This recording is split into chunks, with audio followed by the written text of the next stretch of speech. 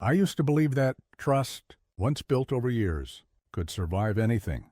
I really did. I thought if you gave someone your patience, your care, your unwavering respect, they'd never give you a reason to question it.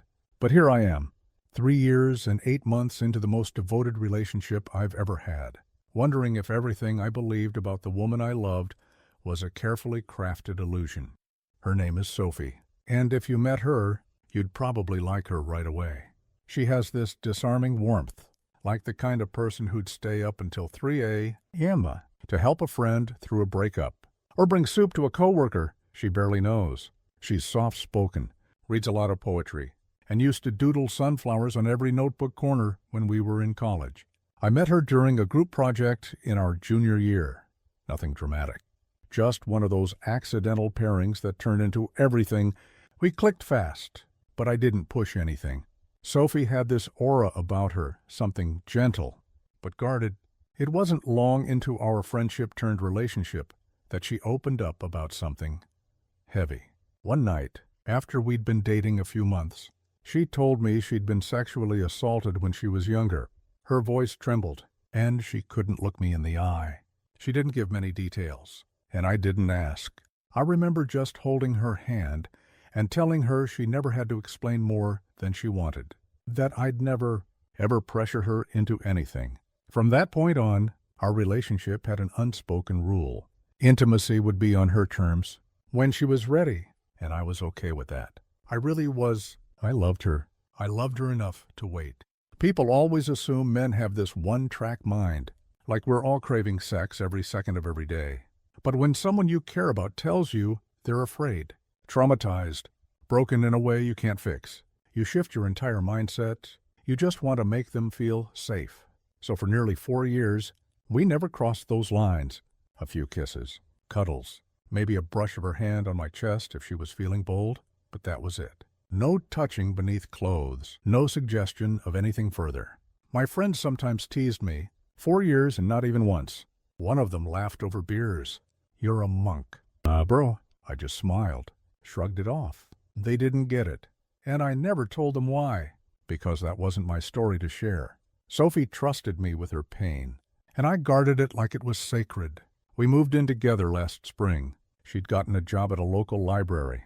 I'd been promoted at the firm I worked for, and everything just felt settled. Safe, domestic. We had a little apartment with peeling yellow walls and a crooked window that whistled when it rained. But we made it home. I thought things were getting better for her, too. She laughed more, slept without the hallway light on, even joked once about us taking a trip to Paris one day, something she never would have talked about when she was deep in her anxiety. I took all of this as progress, as healing, as trust, but that was before. The message, God, that message, it happened 2 weeks ago. Sophie had left her phone on the kitchen counter while she went out to get groceries. Normally, I'd never touch it. I'm not that guy, but it buzzed multiple times. The screen lit up with a name I didn't recognize. Curious, not snooping, I picked it up and glanced at the preview. I wish I hadn't. It was a group chat. A bunch of old college friends. Nothing weird until I saw her name beside this message. Ilamo, I told that guy I had trauma just so he wouldn't expect sex. Works every time. My stomach dropped. I stared at it for what felt like hours. Reread it. And reread it again. My brain tried to rationalize it. Maybe she wasn't talking about me. Maybe it was a joke. Maybe it was out of context. Maybe. But my name was in the previous messages. Liam. She'd said my name. They were talking about me. I put the phone down like it had burned me.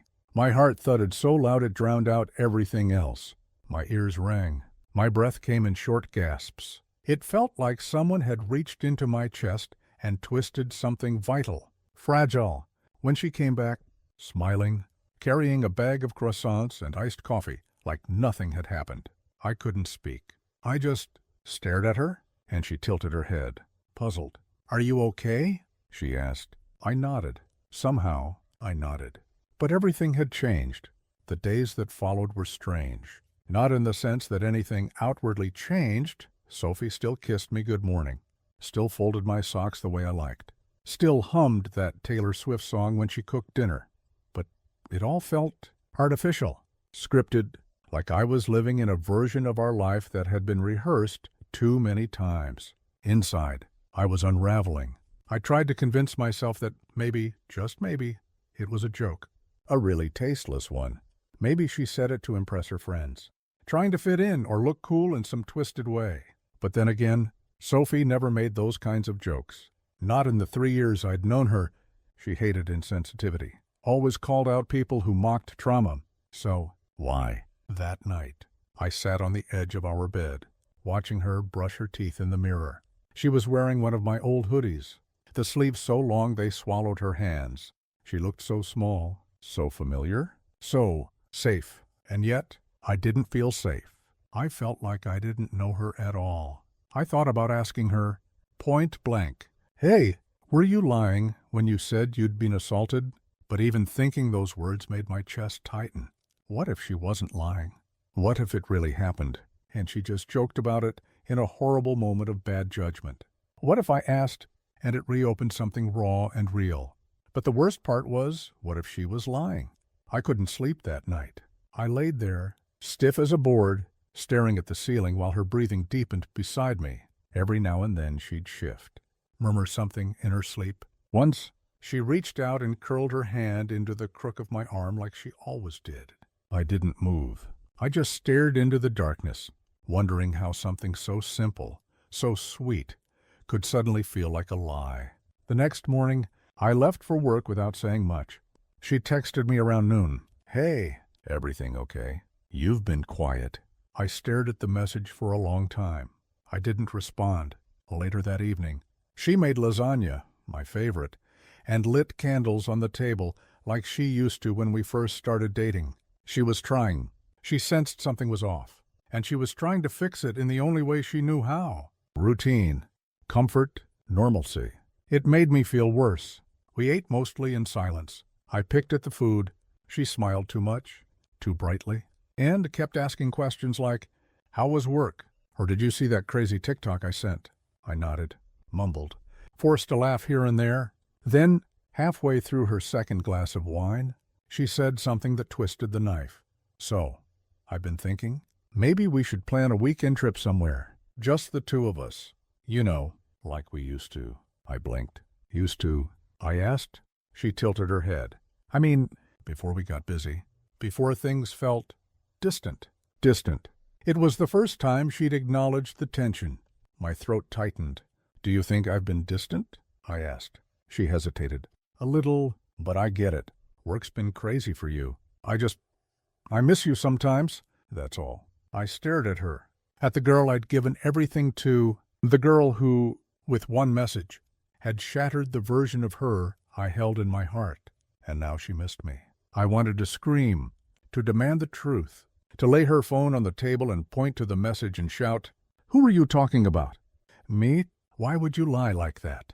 But instead, I just said, "Yeah, maybe we do need some time away." She smiled, relieved. "Really? Oh my God. Yes, maybe the coast. I'll look into cabins or something." I nodded, letting her dream up a future I wasn't sure I wanted anymore. That night, while she showered, I sat on the floor of our bedroom and opened her phone again. I hated myself for it. I'd never invaded her privacy before. But now I needed to know. I went back to the chat, scrolled, searched, and what I found made everything worse. More messages, more jokes. Lines like, "Guys are so easy. Just say you've got trauma and they'll treat you like a nun." "Liam still thinks I have triggers, LMAO. I just don't feel like it with him. Maybe I'll break up with him soon. He's too nice. It's getting boring." I sat there, heart in my throat, screen glowing in the dark. I didn't cry. Not yet. Instead, I just felt cold, like the version of me that had loved her so purely had been gutted and replaced with something hollow. That night, when she came out of the shower, towel wrapped around her, skin glowing and smile bright, she crawled into bed beside me and kissed my shoulder. "I love you," she whispered. I didn't say it back. I didn't sleep that night either. Every time I closed my eyes, those messages replayed in my mind like a broken record. Her laughing, her mocking me, her calling me boring, every "I love you," every apology she'd whispered after a panic attack. Every time she'd pulled away from a kiss, and I'd reassured her with patience, it all twisted into a cruel performance. By the time the sun rose, I wasn't sure if I was more heartbroken or furious. I stayed in bed long after she left for work. I called in sick and sat there, staring at the ceiling, playing out dozens of conversations in my head. Some where I yelled, some where I cried, some where I begged for answers. By evening, I still didn't know which version I'd choose. When she walked through the door, grocery bags in hand, humming to herself, I felt my jaw clench. She was so casual, so oblivious. It made something inside me snap. "Hey, babe," she said cheerfully. "You feeling any better?" I stood from the couch. My voice was low. "We need to talk." She froze, her eyes scanning my face. "Okay. What's wrong?" I didn't answer right away. Instead, I walked to the kitchen counter, picked up her phone, already unlocked, and held it up. She didn't speak, but her entire face changed. Her posture stiffened. Her smile died. I saw her fingers twitch slightly, as if calculating whether to snatch it back or run. "You left it open," I said flatly. "I saw the group chat. All of it." "Silence? Say something," I added, trying to keep my voice from shaking. "Tell me it's not what it looks like. Please." Her lips parted, but no sound came out. She looked like a deer caught in headlights. "Is it true?" I asked. "Did you lie?" "About all of it." Still nothing. That silence broke something in me. 3 years, Sophie. Almost 4. I've respected your boundaries. I've defended you. I let people call me a doormat, a saint, a fool because I thought you'd been hurt, because I thought I was protecting you. She finally found her voice. It came out small, cracked. I didn't mean it like that." I laughed, but there was no humor in it. "Didn't mean what? That you manipulated me into a sexless relationship. That you mocked me with your friends for believing you." Her eyes welled up. "Liam? It wasn't fake. Not all of it. I didn't want to have sex. I didn't know how to say no without sounding like a terrible person. So you made up a trauma," I said, louder now. "Do you understand how messed up that is? I never wanted to hurt you," she whispered. "But you did," I snapped. "You made me carry your pain like it was mine. You built this entire relationship on a lie. And now you want me to believe it was harmless." She stepped forward, reaching for my hand. I pulled back. "No," I said. "Don't. I need you to answer me. Was there ever an assault? Ever any trauma?" Her mouth opened, then closed. And in that moment, her silence spoke louder than anything. My stomach turned. "You know," I said, backing away, "I spent years thinking I was lucky to be with someone like you. That maybe real love meant patience, sacrifice. But this wasn't love. This was control. This was manipulation." Tears slid down her cheeks. "Please, Liam, I do love you. Things got too far. I didn't know how to undo it." I stared at her, searching for the girl I thought I knew. The girl who'd held my hand when I was anxious before job interviews. The girl who made me grilled cheese on stormy days and kissed my forehead when I had migraines. But all I saw now was a stranger. "I can't do this," I said quietly. Her eyes widened. "You're leaving." I nodded. "I need space. Time. I don't even know who you are anymore." She tried to speak again, but I turned away, grabbed a bag, packed blindly, clothes, charger, wallet, and left. I didn't know where I was going. I didn't care. I just knew I couldn't breathe in that apartment anymore. Not with her. Not after everything. As I sat in my car outside a gas station hours later, hands trembling, phone buzzing with her texts, I realized something. The worst part wasn't the lie. It was the fact that I'd lost someone who never really existed in the first place. I spent the first night at a cheap motel by the freeway. The room smelled like old carpet and stale air freshener, and the water pressure in the shower felt like it was coming out of a leaky straw. But at least I could breathe. No sunflower-scented candles. No Taylor Swift on loop. No ghost of Sophie sitting across the table, smiling like nothing ever happened. I stared at the ceiling for hours, waiting for the anger to fade.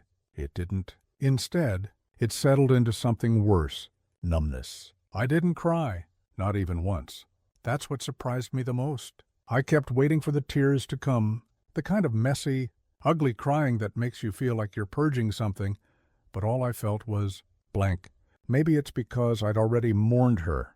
The version of Sophie I loved had died the second I read those messages. And the woman who sent them, I didn't know her. I wasn't grieving a breakup. I was grieving a ghost. Over the next few days, I moved in with my cousin Jake. He had a spare room, a decent couch, and most importantly, he didn't ask too many questions. Just handed me a beer the first night and said, "Whatever it is, Mendat, we'll get through it." I appreciated that. But even in the silence, I kept replaying everything. Not just the texts, but the memories. Our first date. The time she stayed up all night helping me prep for a presentation. The way she once cried during an episode of The Office when Jim proposed to Pam. Were those moments real, or were they just convenient pieces in her game? I didn't want to become bitter. I didn't want to become one of those guys who walks around saying, "Never trust women," or quoting podcasts about alpha males and red flags. But the betrayal cut so deep that I couldn't stop doubting everything, even myself. I mean, how had I missed it? How had I loved someone so deeply, so loyally, and not seen what she was capable of? That question haunted me more than anything. One afternoon, maybe a week after I left, Sophie texted me again. "Liam, please, can we talk? Not to fix anything. Just so I can explain." I stared at the message for a long time. I didn't respond right away. Part of me was terrified to hear more lies. But another part, the part that still heard her laugh in quiet moments, needed closure. So I agreed to meet. One coffee shop, 1 hour. Neutral ground. She looked different when she walked in. Tired, pale, she wasn't wearing makeup. No sunflower earrings, just jeans, a sweatshirt, and eyes rimmed with regret. "Thanks for coming," she said quietly. I nodded, didn't smile. She sat down and didn't touch her drink, just stared at it, like she didn't deserve the warmth. "I'm not going to ask for forgiveness," she began. "I don't expect that. I just want to tell you the truth. All of it." I said nothing. Let her speak. She told me she'd never been assaulted. Not in the way she'd said. But she had been in toxic relationships before, ones that pressured her, manipulated her. And by the time we started dating, she felt like she couldn't say no without feeling like a villain. "So I lied," she admitted. "I created a shield. I told myself it was just a little white lie to protect myself. But it turned into something bigger. And when you were so kind, so gentle," I panicked. "I kept the story going because I didn't want to lose you. But I also didn't want to be honest because I was ashamed."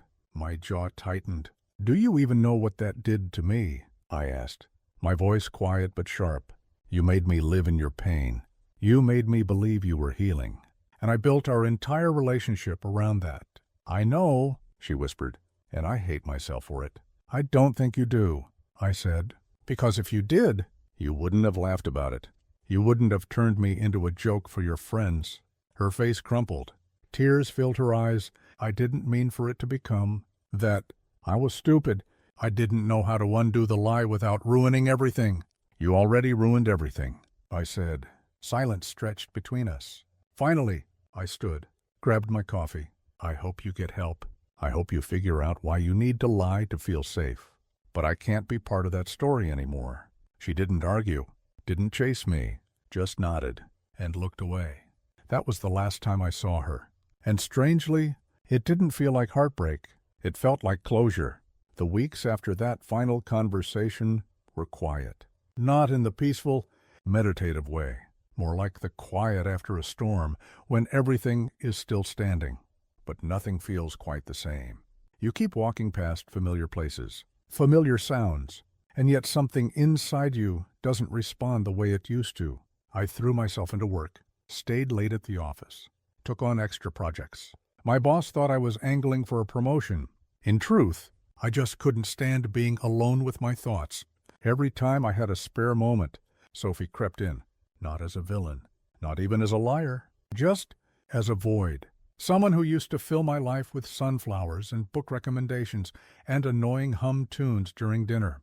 Someone who, despite everything, had become a part of my identity. And now that she was gone, I didn't know who I was anymore. I kept questioning myself.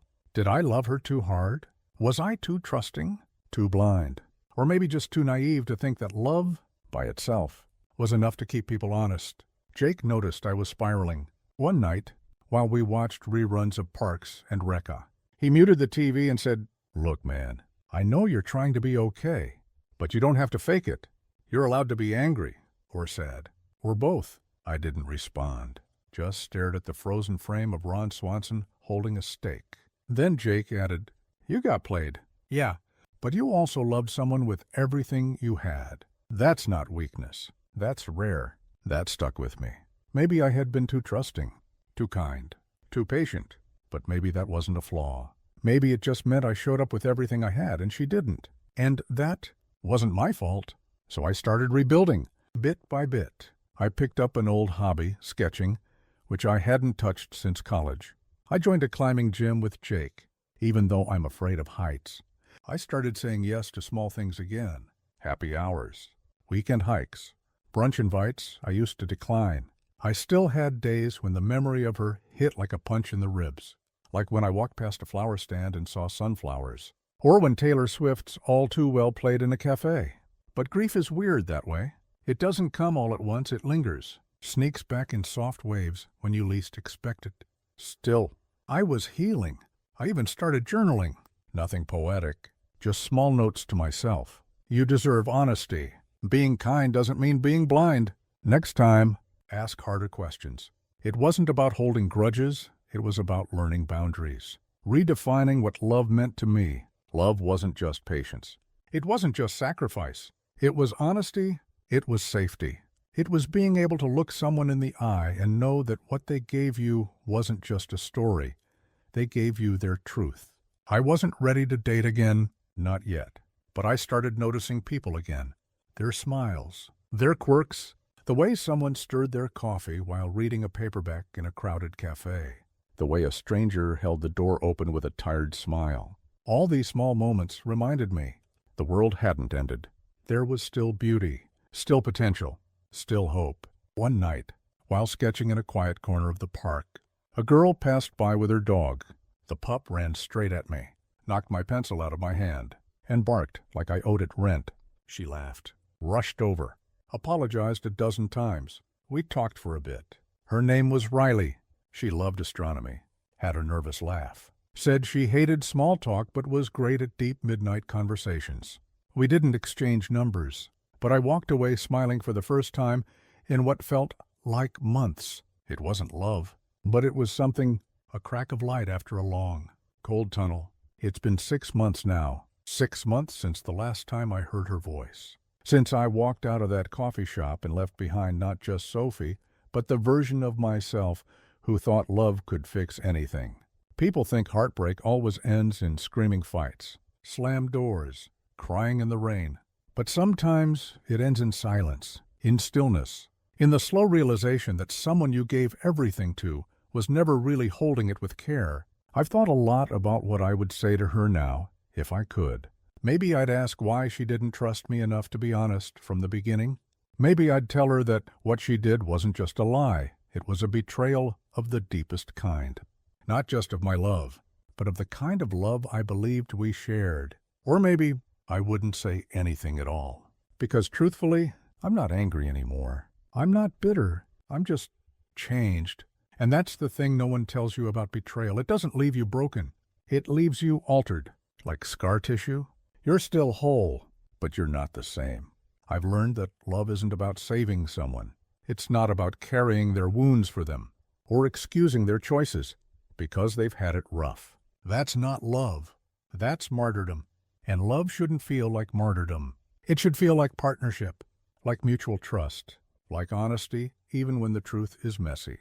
I used to think patience was the highest form of love, that if I just waited long enough, loved hard enough, endured quietly enough, it would all work out.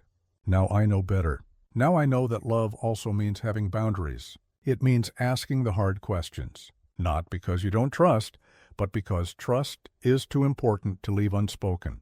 It means not losing yourself in someone else's story, no matter how much you want to be their hero. And most of all, it means choosing yourself when they won't. If you've been through something like this, if you've ever found yourself loving someone who only gave you half-truths, I want you to hear this. You are not naive for loving deeply. You are not stupid for believing someone's pain. You are not weak for being kind. You are human. And being human means sometimes you get burned. But it also means you get to rise. Again, wiser, stronger, more whole. I don't regret loving Sophie. Because even though she lied, I loved truthfully. And that's something no one can take from me. So wherever she is now, I hope she's healing. I hope she's learned the value of truth. But I'm no longer waiting. I've got a sketchbook full of new lines, a heart slowly rebuilding, a horizon that doesn't scare me anymore. And the next time I fall in love, it won't be with a version of someone I've built from hope. It'll be with someone real, someone honest, someone who shows up fully with their past, their flaws, their truth, and says, "This is me. Can you love me anyway?" And I'll smile, because I'll finally know how to say yes without losing myself in the process. Thanks for joining me today here on Love on Reddit. If today's story resonated with you, don't forget to give this video a thumbs up and subscribe to our channel for more real, heartfelt stories every week. I'd love to hear your thoughts. Share your experiences or feelings in the comments below. Remember, love isn't always perfect, but every story matters. See you soon, and take care of your heart.